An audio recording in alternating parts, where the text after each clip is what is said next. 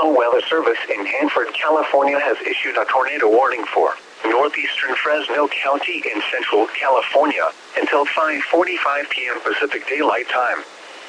At 5:16 p.m. Pacific Daylight Time, a confirmed tornado was located 9 miles northeast of Clovis, moving northeast at 20 miles per hour.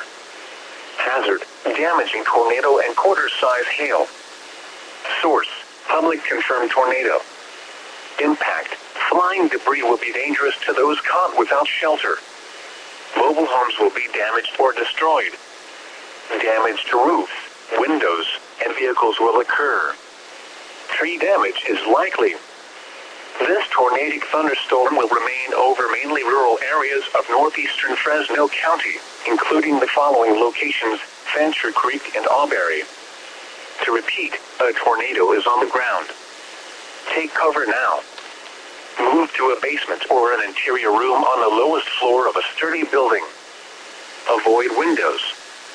If you are outdoors, in a mobile home, or in a vehicle, move to the closest substantial shelter and protect yourself from flying debris.